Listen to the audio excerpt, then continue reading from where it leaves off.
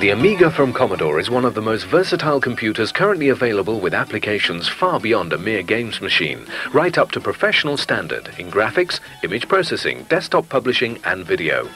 In this video we give you a glimpse of some of the applications, software and hardware in most common use. You will see that the Amiga is a versatile and powerful tool, with uses limited only by your own imagination.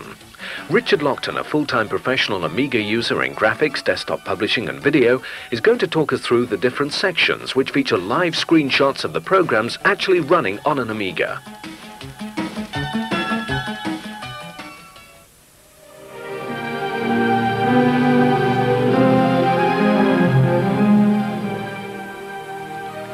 First of all, let's take a quick look at a clip from our Space Wars video by Tobias Richter to see Amiga animation at its best.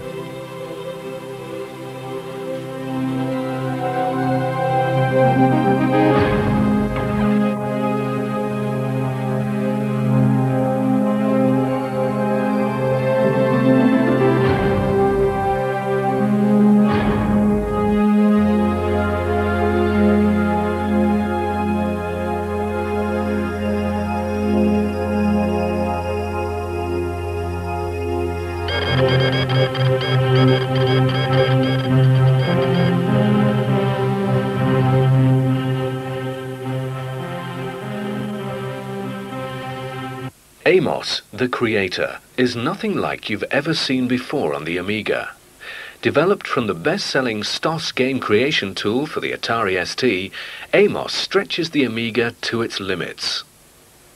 Whatever your knowledge of programming, Amos has something to offer you. In this brief glimpse at the program, you will see the ability to produce professional-looking games with just a fraction of the normal effort. All you need is a little imagination. Amos can be run either from floppy or hard disk and has a comprehensive manual to guide you through the hundreds of commands which are required to write sophisticated games. This eerie castle is part of a short demo game included with the Amos program. It shows how screens can be made to scroll with ease. Titles added, even music and sound effects too. All you are seeing and hearing now is from the Amos program you saw loaded in the editor window.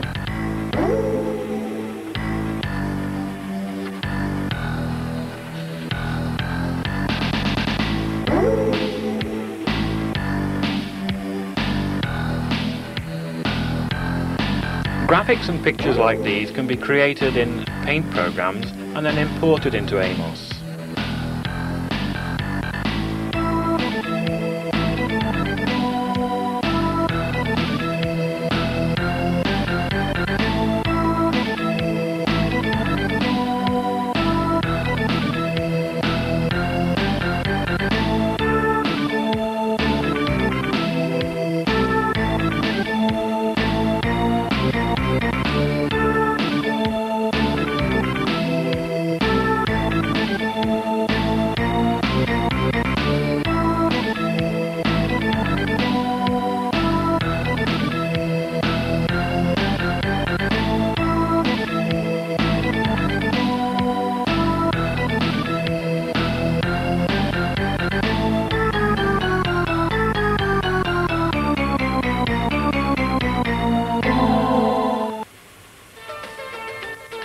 The game is played by choosing options with the mouse from a series displayed. Information about the progress of the game is given, and the direction in which you want to travel can be chosen.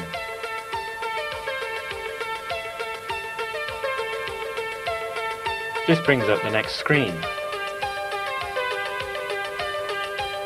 Clicking the mouse again gives us more information about continuing the game.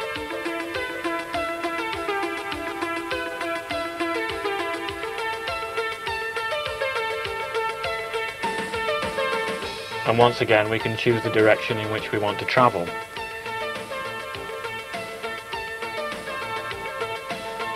Information about our progress is updated in the left-hand panel.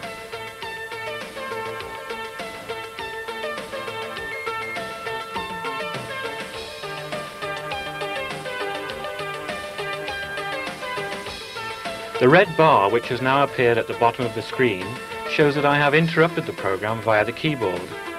The line at which the program was halted is shown, and a couple more key presses brings us back to the editor. Now we'll load another program.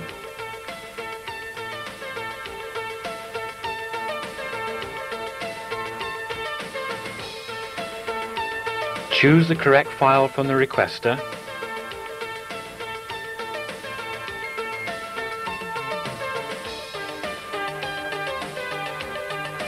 And select Load. We can take a look at how the program is put together and then run it.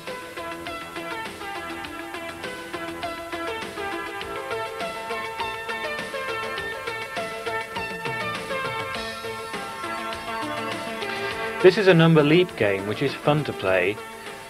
Once again, the sound effects and voices are all part of the program.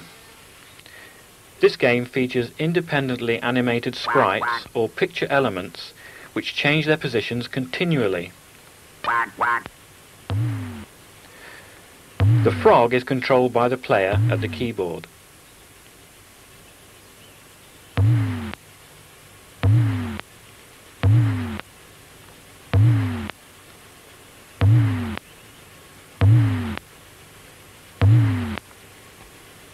You took 10 moves to reach the other side of the pond. That's not bad. Keep trying.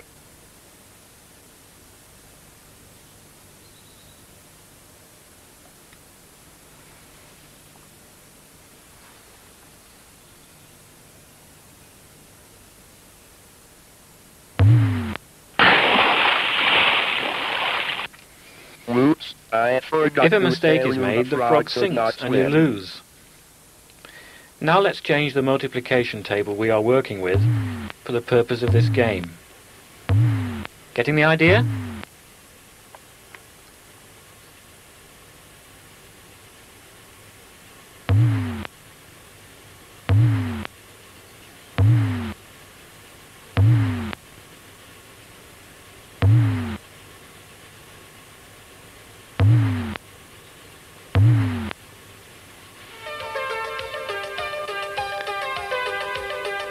I'll interrupt the program and go back to the editor.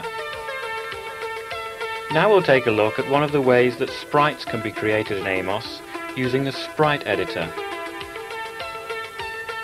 The program is first loaded into the editor window. A full listing of the program appears and can be examined. You can of course do this with the programs you write yourself.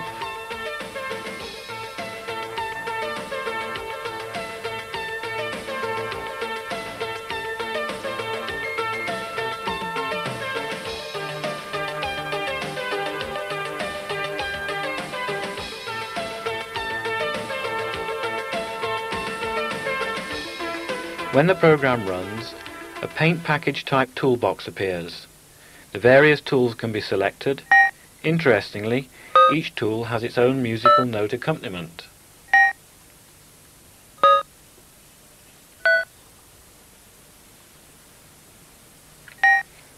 Let's create a sprite. First select the line tool and the color red from the palette. The large window on the left allows us to see the sprite at a large size, whilst the right-hand window gives us an idea of what the actual size representation looks like. We draw in the red line. There's the small representation. And here's the enlarged version. We'll pick a new colour and draw in another line.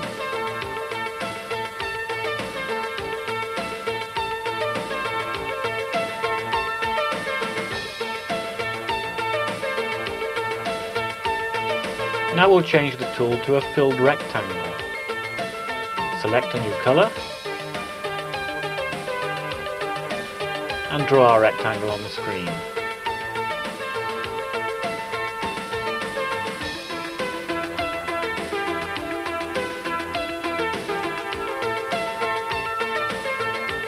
Now we'll add some text. Change colour again. The text is entered at the keyboard.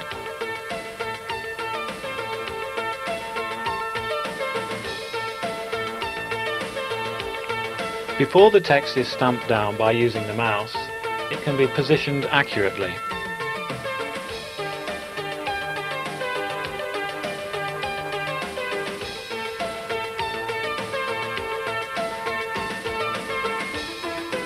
And the same with the second line.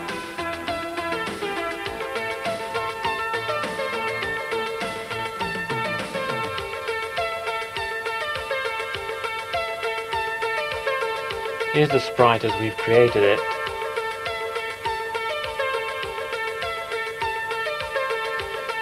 We quit the sprite editor program and return to the editor window. Had we been working on an actual project, once the sprite had been created to our satisfaction, we could have named and saved it for use in a game.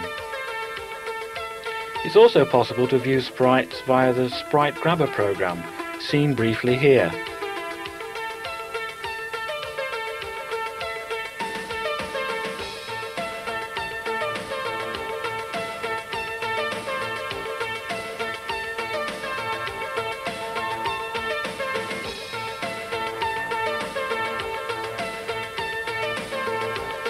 Break the program again and back to the editor. The Amos program comes complete with many examples for you to try during the learning process. The beauty of it is that you can see the listings for each element of the project and edit and amend it at will. Here a group of 4 arrowheads is loaded from the Amos disk and can be manipulated via the mouse. It is also possible to import picture files and graphics, sound samples, plus much more.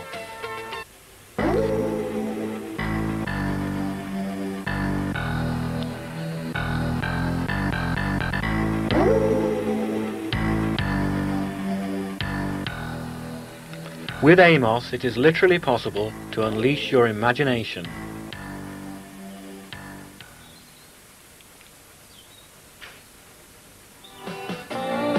The interface used by the Amiga is called the Workbench.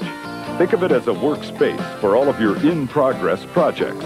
The Workbench will allow you to view the contents of any disk, organize your programs and data, prepare new disks for data or format them, copy files from one disk to another, access programs and utilities.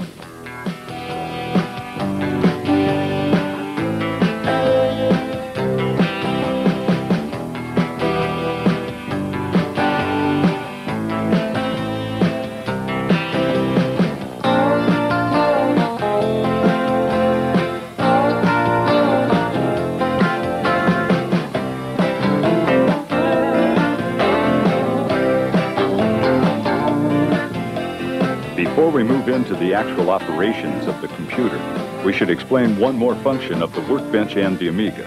Because the Amiga is a graphical computer, there is a lot of emphasis on the screen and anything that's displayed on it. Screens are made up of several important attributes, including the resolution, referring to the number of pixels or little dots the computer can display either vertically or horizontally at once. Depending on the resolution selected, the number of usable colors will change as well. There are a variety of modes available, from 16 to 32 colors, all the way up to 4,096 colors in a specialized display mode called Hold and Modify, or HAM. Because the Amiga is graphics and video oriented, the computer will also support a video mode called Interlace. This mode doubles the number of horizontal display lines and displays half of them at a time, cycling the lines at a 1/30th of a second. This is the same method used by television.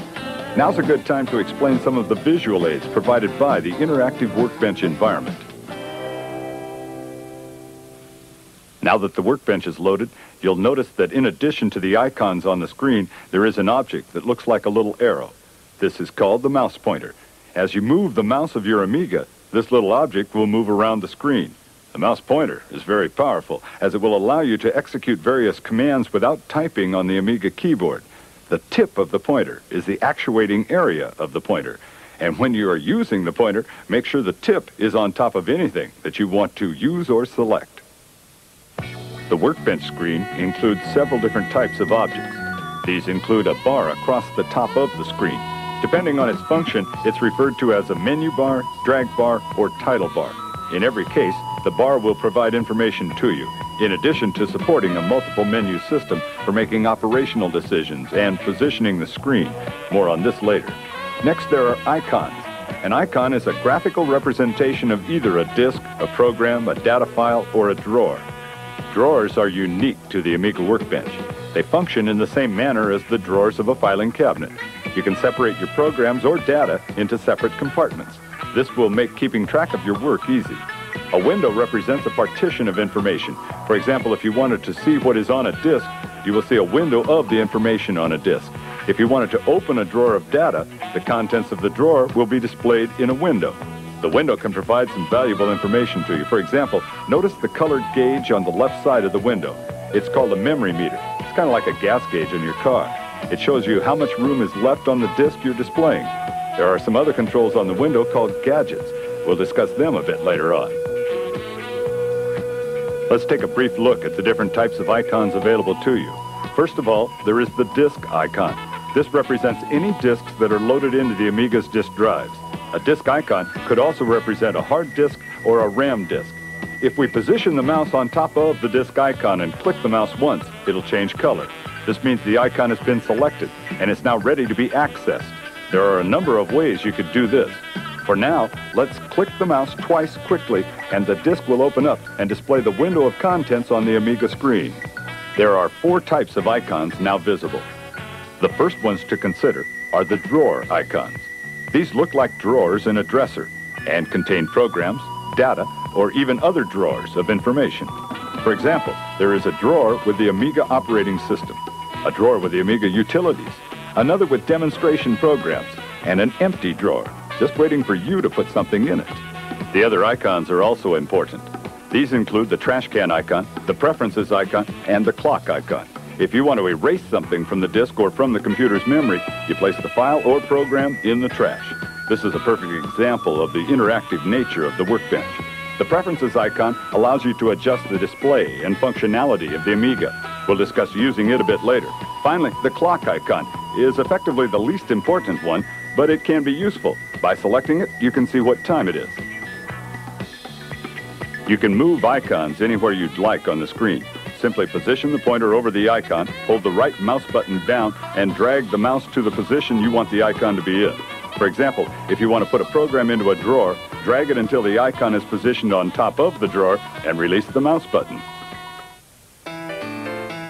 As you become more familiar with the Amiga, you'll need to begin using the windows often. In order to learn all about Windows, double-click the mouse on top of the disk icon in the upper right corner of the Amiga screen. The window includes the memory meter, a bar across the top called a drag bar, and some controls called gadgets. A gadget is like a switch. By selecting it, a specific function will occur. Once again, this is a good demonstration of the power of the Workbench. The first gadget to learn about is the close gadget. On a window, you can find it in the upper left-hand corner. As its name suggests, the close gadget is used to close a window. Simply position the pointer over the close gadget and click the left button of the mouse once. Instantly, the window will disappear. To reopen the window, simply click on its originating icon, in this case, the disk icon.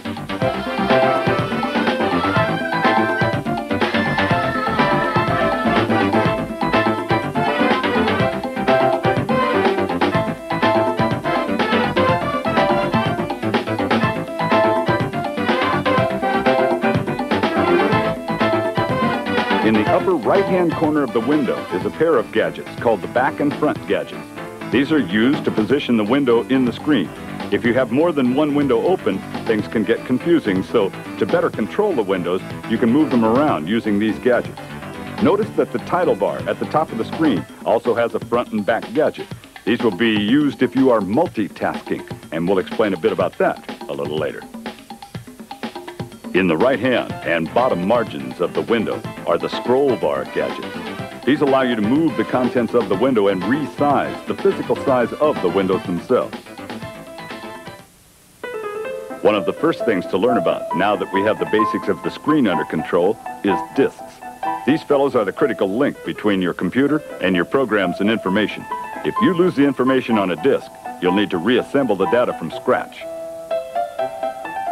One of the wonderful things about computers is that you can copy almost anything from one disk to another. It's a good idea to copy certain disks before you use them. That way, should something unforetold occur, you'll have a spare or a backup available for keeping your project on schedule.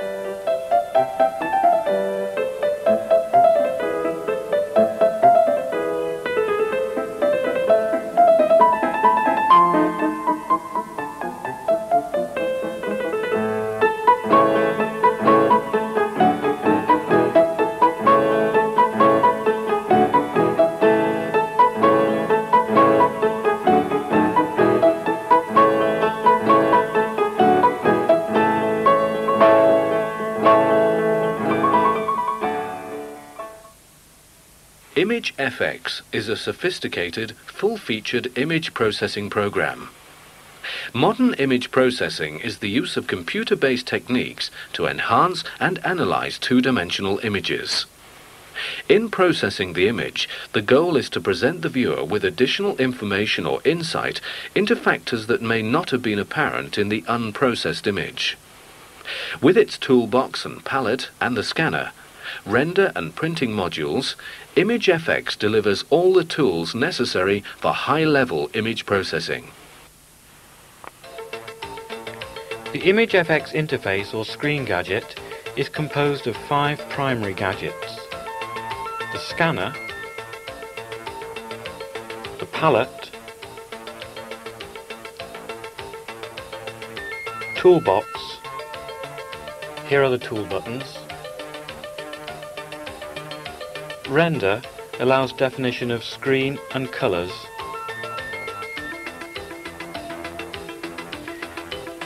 and print, which sends the work away to your printer. Other controls are load, which brings up the usual file requester, save, which gives alternative save formats,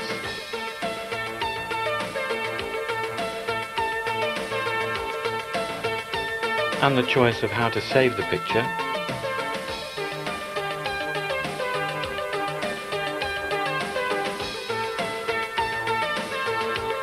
the prefs button brings up a gadget to enable you to customize the way the program will run to your own needs.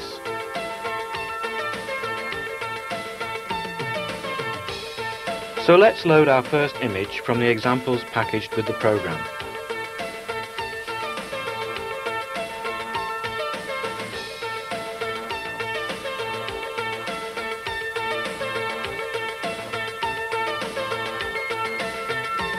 The image loads as a black and white representation of the color picture. The toolbox gadget can be sent away to view the complete picture. By selecting render and choosing the type of screen we want to use, in this case PAL High Res interlaced with 16 colors, we can view the picture in color.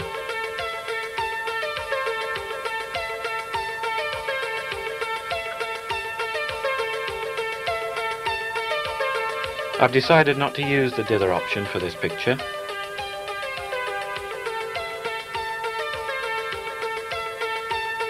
The progress of the render can be seen here on the status indicator. Incidentally, the program is seen here running on an Amiga 3000.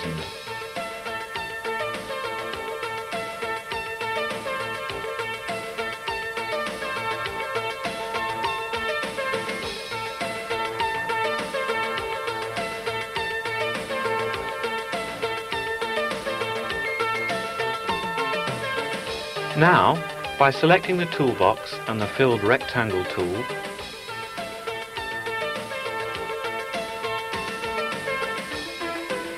switching to palette and defining a red on the RGB sliders,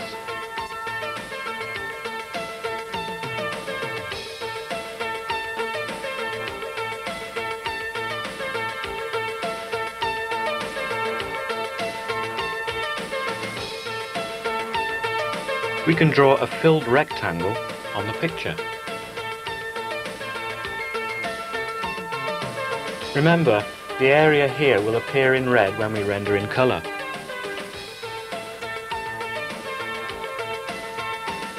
Choosing the scissors allows us to cut out and copy a section of the image, in this case the eye. We'll place our copy of the eye in the rectangle. Choosing Render gives us the new image.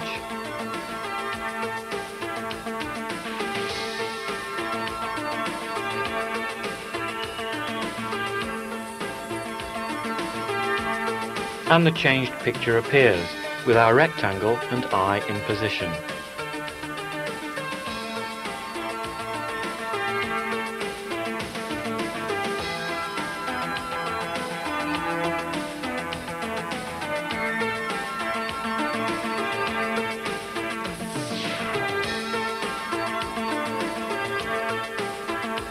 Now we'll load another picture.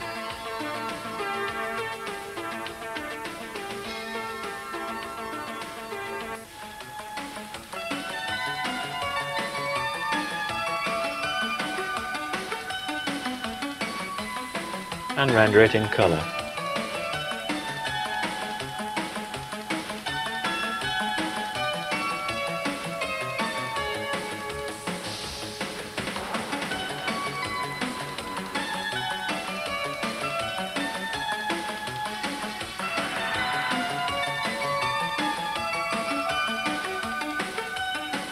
This time I'll choose the toolbox again and the scissors.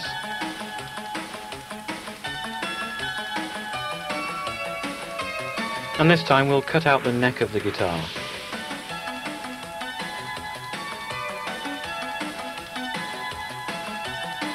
I'll place it on the Stonehenge column. This should give us an instrument for playing very, very heavy metal.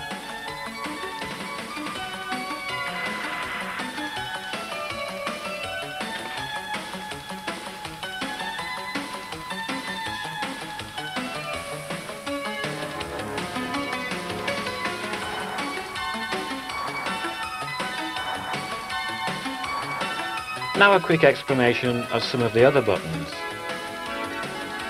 The Sleep gadget places ImageFX in a sleep state, which the program temporarily quits. Double-clicking on the ImageFX icon in Workbench reactivates the program. The About gadget displays memory and buffer status.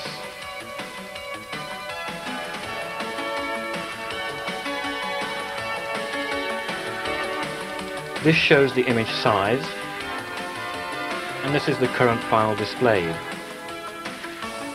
The Color Depth gadgets limit image processing and printing effects to the color selected. The three Zooming gadgets allow magnification and reduction of image areas for fine, detailed work.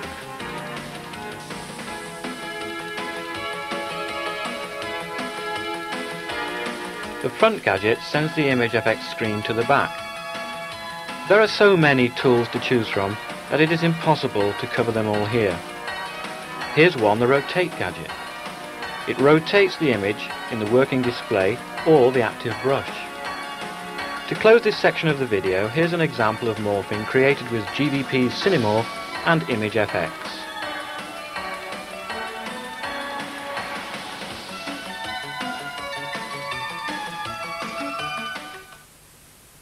Typesmith has been designed with powerful drawing capabilities for professional typeface designers. It has also been made simple to use so that casual users can easily modify existing typefaces. Typesmith allows you to generate PostScript Type 1, PostScript Type 3, CompuGraphic IntelliFont and SoftLogic format fonts. With Typesmith, you can create fonts for use with PageStream, ArtExpression, Professional Page, Professional Draw, and any Workbench 2 compatible application. The main screen is a familiar arrangement of toolbox and pull-down menus. Perhaps the easiest way to get started is to load in an existing font included in the Typesmith program and take a brief look at some of the features. The letter chosen to view is simply typed in at the keyboard. Each letter has boxes called handles showing the different elements that go to make up each character. It is these handles that can be grabbed using the mouse to adjust the shape of the existing letters. An alternative way to view the letters is to pull down the character set overview window. All characters currently included in the current font are shown. Groups can be selected with the buttons, or by double-clicking on a particular letter it can be viewed full size on the screen. This window can then be closed to go back to the original screen. Let's go back to the capital A. These tools can be selected to perform different operations on the letters. The display can be toggled between wireframe outline and solid for a different visual impression of the work in progress.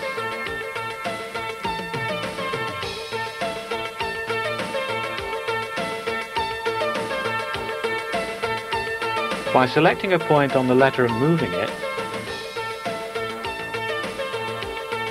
and another, the A can be adjusted. Let's take a look at that in solid mode. As well as loading the outline font, the metric file must also be opened to take full advantage of Typesmith's features. This includes a preview box for viewing characters.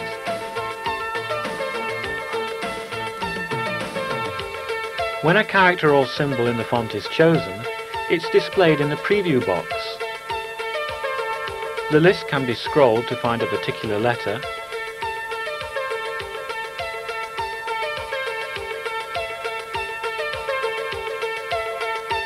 the character width can be adjusted in the preview box or in the metrics box.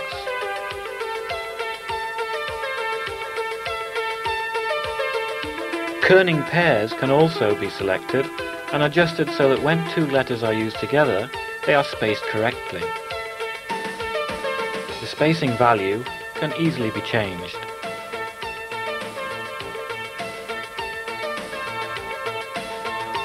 Now I'll adjust the next letter. This time I'm altering the curve at the top of the B.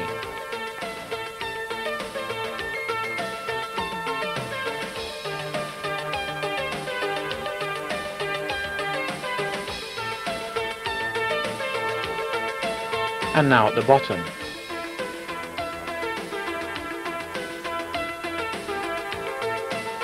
Now as a solid letter as it would print in a document. Now I'll load another demonstration font included in the program.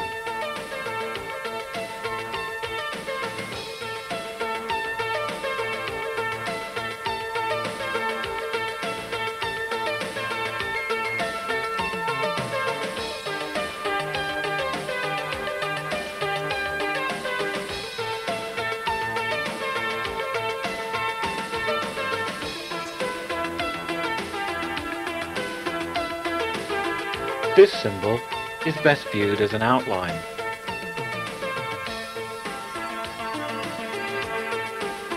Logos and short strings of letters can also be created and adjusted and saved as a single keystroke in the character set. The famous Commodore logo has been created. By selecting a group of elements and moving them, the logo can be changed.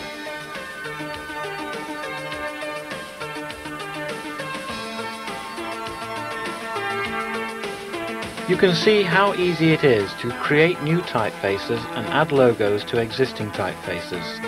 The fonts are stored in a series of lines and curved segments. Straight lines are defined as 2 points and curves as 4 points. The first point, the last point, and 2 control points which define the shape of the curve. When beginning a font from scratch, you are asked by Typesmith to give it a name, an ID number, as well as naming the weight, for instance, light or boldface.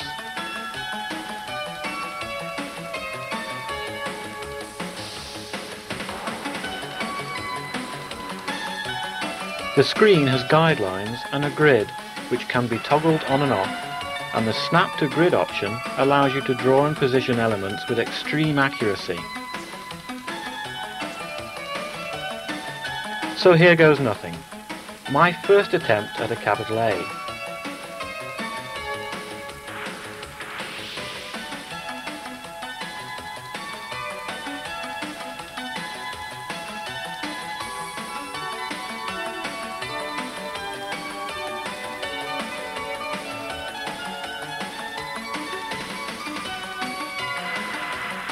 Okay, it's not so wonderful, but it's easy to improve and change at this stage. And remember, if you'd rather adapt an existing font to your own style rather than starting from scratch, then Typesmith gives you that option too. You can even change, say, the width or overall height of a complete font at one go with the optional menus contained in the pull-down menus at the top of the screen.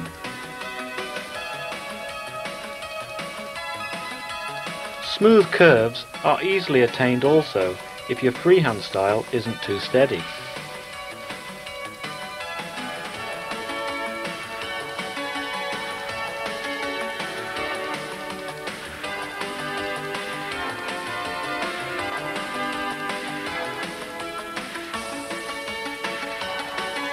Here I've loaded in a new font from a disk collection. Whilst we look at the W, I'll show how easy it is to import DR2D drawing and superimpose it on the existing font currently loaded. Interesting combinations and hybrid fonts can be created in this way.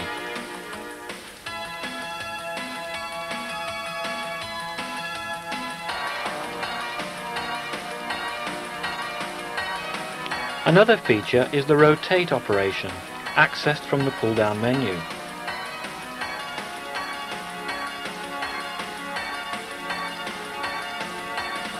Or, let's try the Scale Paths feature to decrease the vertical height.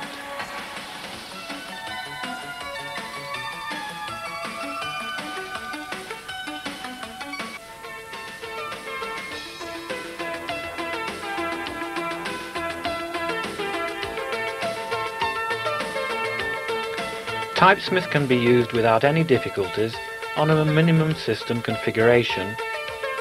With only 512K of chip RAM, you will however only be able to edit 1 or 2 characters at once. A minimum of 1 MB of chip RAM is therefore strongly recommended.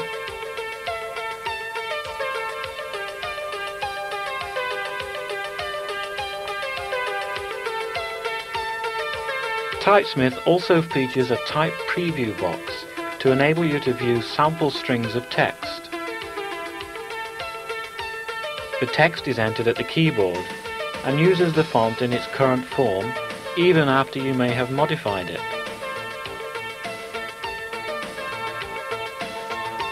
Let's send the preview window away and change the letter P.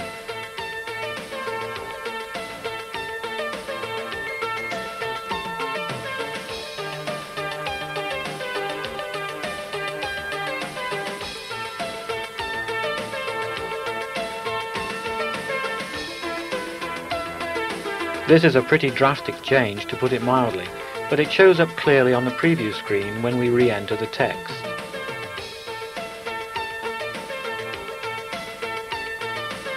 As I've changed the overall width of the letter, I'll change the metric width accordingly.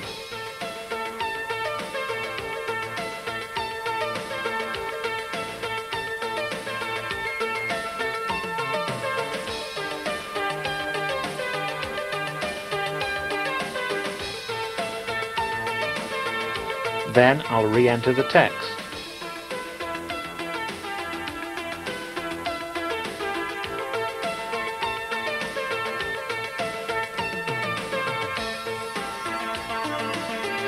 Shortcut methods for producing letters can be achieved using the vertical and horizontal flip features.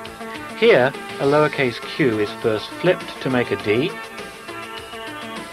and the result flipped to make the B.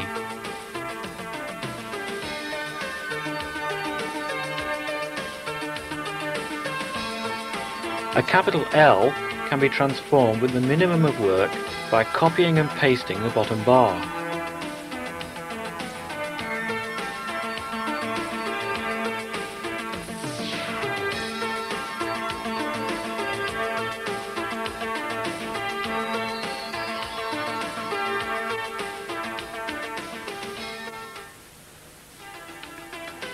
First one bar is copied,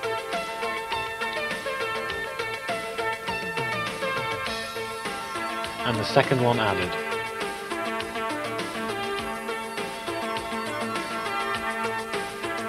By deleting the bottom bar altogether, we make an F.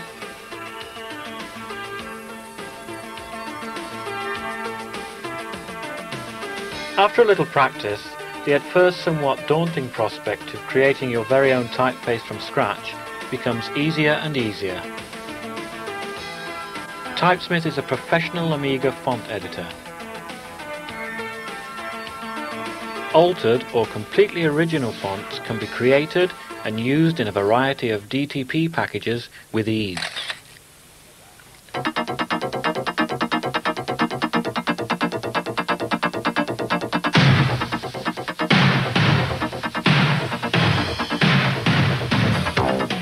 This is desktop video. For many people, it's the renaissance of the video medium. Television is the most common form of communication today, and desktop video is making headlines around the world. The most exciting aspect of DTV is the merging of professional and amateur equipment and the ability for anyone with desire and creativity to access the world of television. This edition of Desktop Video will introduce you to a variety of equipment, techniques, and opportunities that will enhance your abilities to work in the world of video.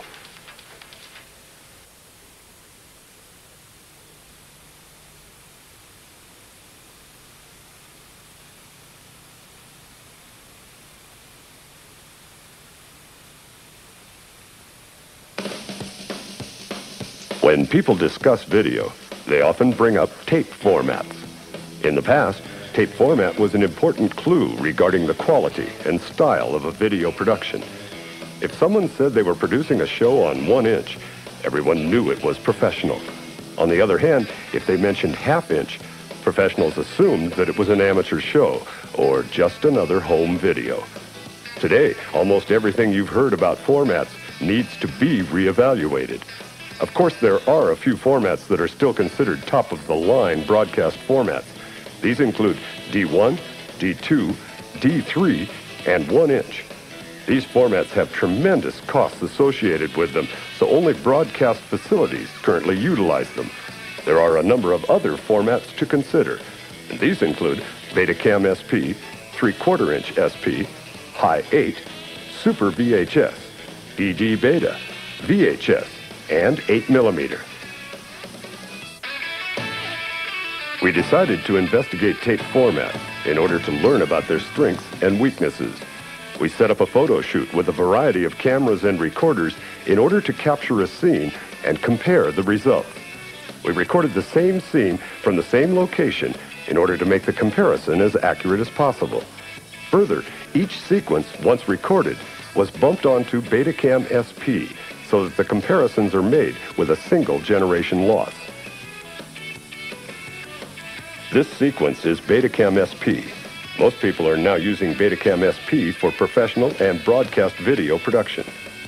This is 3/4 inch SP. Typically, 3/4 inch is used in electronic news gathering and education. It is also used for offline production work. This is High 8 footage, gathered with a 3-chip industrial camera. High 8 began life as a consumer format, but is now finding a home in almost every form of professional video work as well. This footage is High 8 shot with a consumer Sony camera.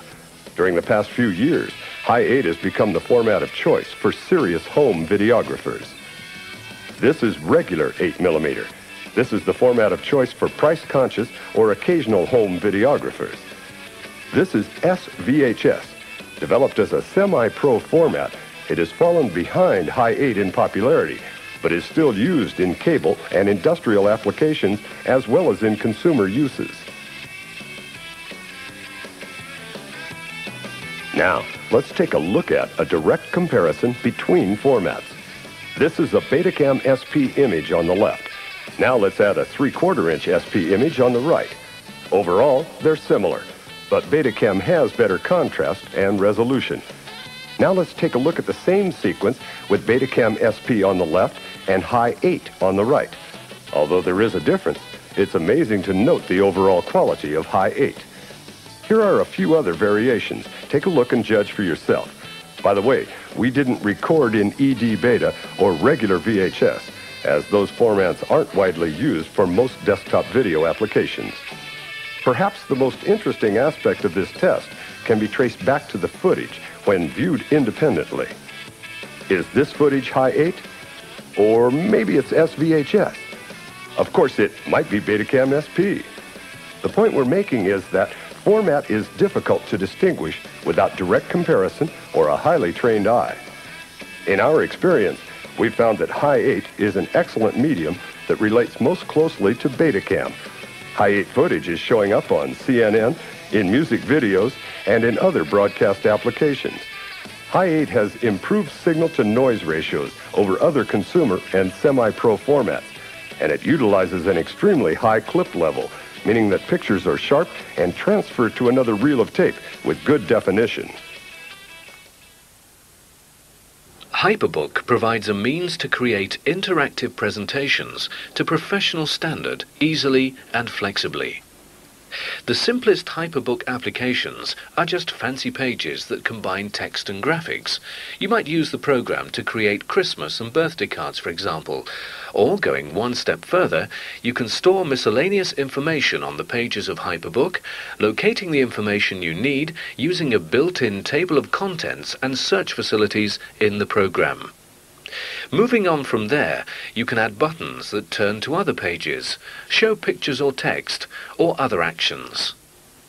To give you a taste of Hyperbook, let's run the demo that comes complete with the program. The interface is a familiar toolbox and pull-down menu arrangement, so there is nothing complicated to learn before we can run the demo. The file requester is standard, and so choosing directories and files is easy. The first page pops up. Notice how the toolbox has flipped small to the top of the screen so that pages can be viewed. This bar can be clicked to read more about the program.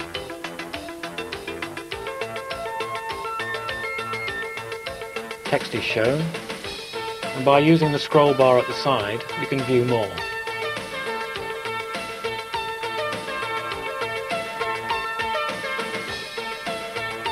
When we're through reading it, we can click the close gadget to return to the first page.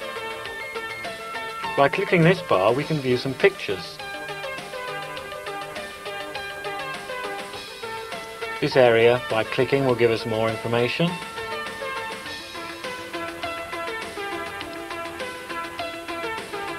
Clicking the hand carries us on.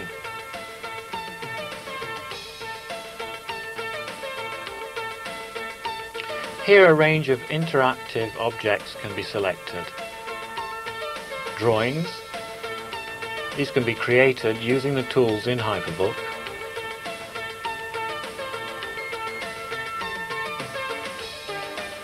Or we could select text.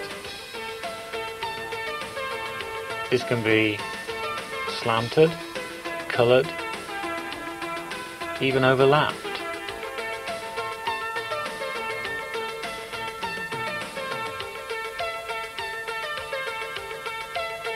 Lists can be scrolled,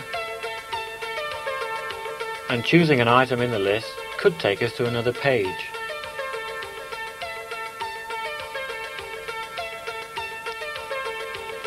Within that page we can have a further list.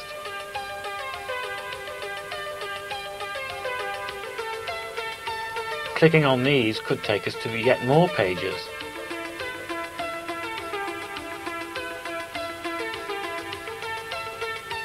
Perhaps the most impressive feature is the ability to show pictures.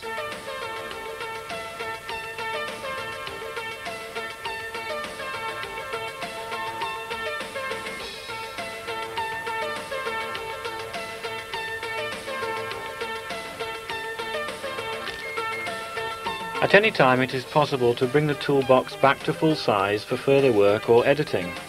The different tools are selected by clicking the mouse.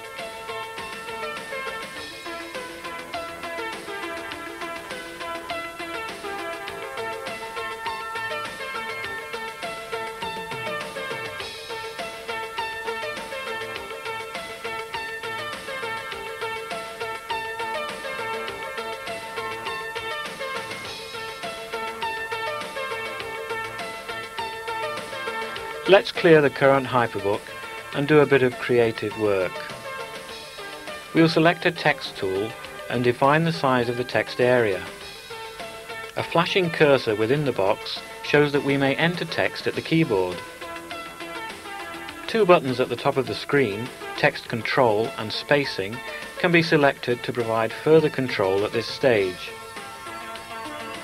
In the Text Control box we can choose Colour, Style, Text Position on the page, Left, Centered, Right or Justified, and the position of the text within the box can be adjusted. Fonts are included in the Hyperbook disk, but additional fonts can be loaded from Workbench.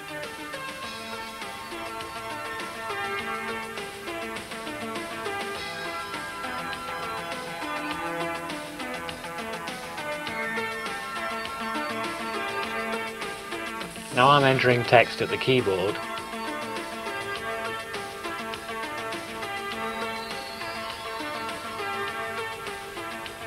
I highlight the text, and once highlighted I can change the font style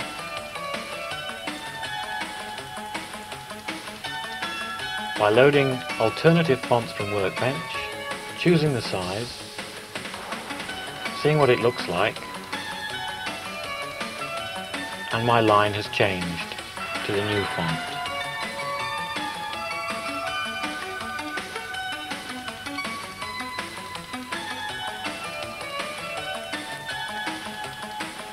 The spacing of the line can also be changed. Highlight the line and then use the slider in the spacing control. Now we've seen a glimpse of some of the features, let's load another previously prepared Hyperbook. To give you an idea of how easy the program is to use, this current book took me just 30 minutes to prepare for this video. The first page has a welcome message and a world map with red buttons to choose and click with the mouse. Picking one selects another page in the book, which gives the name of the country or continent. Pressing the button indicated by the pointing hand returns us to page 1 again. At the bottom of the page, an alternative bar gives us the option to see pictures. The sky background for this page was loaded from a clip art library disc collection. Everything else was created in Hyperbook. The buttons can be pressed to view the pictures. The pictures themselves are imported from pre-scanned images prepared in a variety of graphics manipulation packages such as Art Department Professional, Image Master and others. Pictures can be displayed in a variety of all the usual screen formats: ham, high-res, low-res, etc.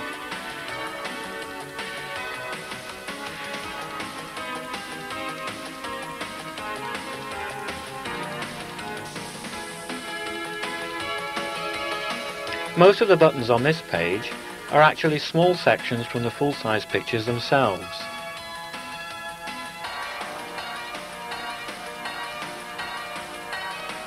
The swim button is slightly different in that it displays a further intermediate screen inviting you to click to swim.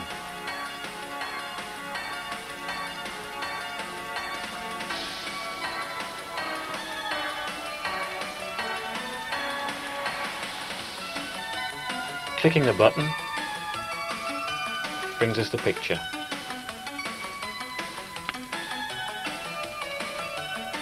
Clip art can also be viewed,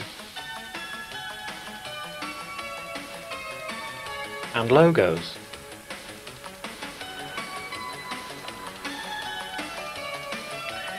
When we are through playing the page, we can quit back to the first page. Here are some more ideas for using Hyperbook. How about a personal address book with lots of extra information, even photos of the people in it? An appointment calendar, diary, quick reference book, database for record or stamp collection. How about a family tree, again with photos? Hyperbook is ideal for business or educational presentations because it is interactive and can be designed to suit different approaches by users requiring different information. Into the realm of games, Hyperbook can give us interactive fiction, different plots and ways to read the book depending on the reader's own decisions. In fact, Hyperbook has so many potential uses that it's impossible to mention them all here. This is one of those programs that is linked to your own imagination. Music and MIDI requires imagination, so let's take a look at this clip from the video of that name.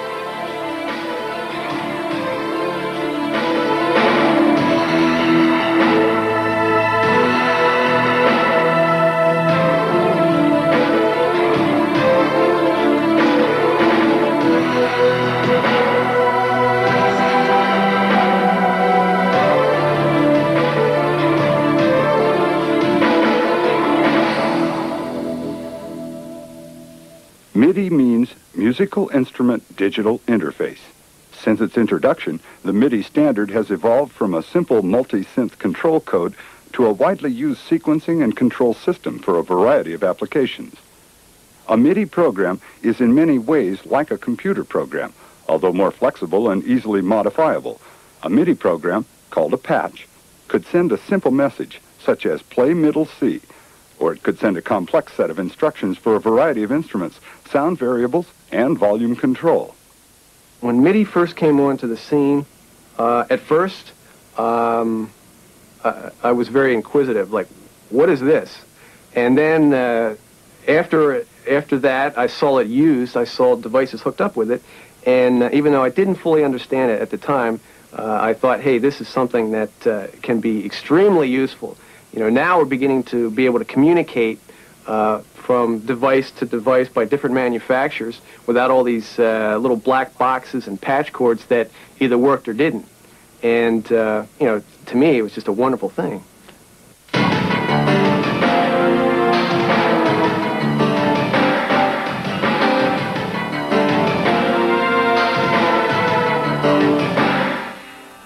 MIDI data consists of bits, exactly like much of the other data that computers share. A bit can be either a 1 or a 0. Sending complex messages consists of combining those 1s and 0s into a meaningful string. Many bits are combined into 8-bit strings or 8-bit words. MIDI requires an additional bit at the beginning of a word that says go, and a final bit at the end of a word that tells the receiving device that the word is over. So MIDI information is made up of 10-bit words. All right, this particular MIDI device here has your standard MIDI connections in, through, and out. Now the MIDI in is simply a plug that allows you to play your synthesizer directly into the computer. It allows the computer to actually take the information in from the synthesizer. The MIDI out is the reverse of that. It allows the information that's been stored on the computer to now go back out and play the synthesizer.